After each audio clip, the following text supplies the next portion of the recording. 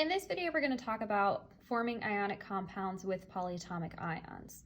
So just like before, our compound is going to consist of one cation and one anion, and it's going to have a net charge equal to 0. But in the event that something is polyatomic, remember the prefix poly means multiple. So in a polyatomic ion, I'm going to have multiple atoms or elements in the same ion. So in the examples we see here, we have 4 different examples. Only 2 of these are polyatomic ions.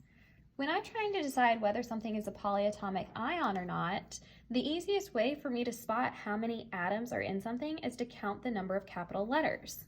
So even though calcium has 2 letters, only one is uppercase. So it only has 1 atom and is monatomic. The same in the event of bromine. It only has 1 capital letter, so that means there's only 1 element, even though there's multiple letters. But in the cases of sulfate and hydroxide, I have more than 1 capital letter. I have 2 in each of these. So my polyatomic ions out of this list would be sulfate and hydroxide. We do have a small change whenever we are writing the formulas for our polyatomic ions. So in one scenario, it's going to be exactly the same. And it's whenever we have charges where the numbers in the charge are the same. So if we were to form calcium sulfate, we need the calcium ion and the sulfate ion. We see that the numbers of the charges is the same, so that means we only need 1 of each ion.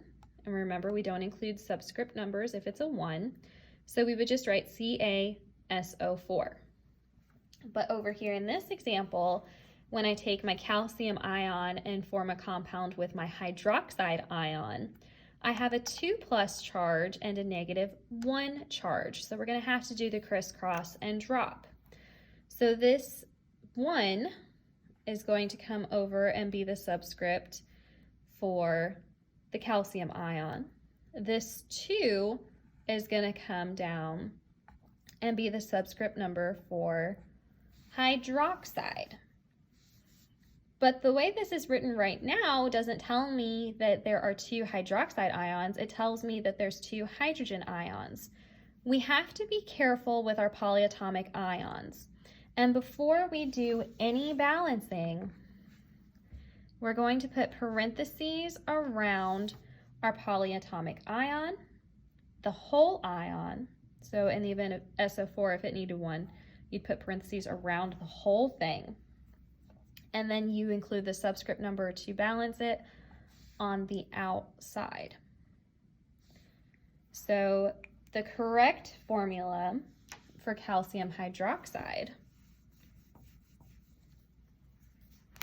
has to include the parentheses. So we would have CaOH2 because we only need 1 calcium ion and 2 hydroxide ions to get our net charge equal to 0. Even though the parentheses are there, you don't change anything about the name. You still just name your cation and your anion, and you will always use those names no matter if you have monatomic or polyatomic ions. I hope this helps.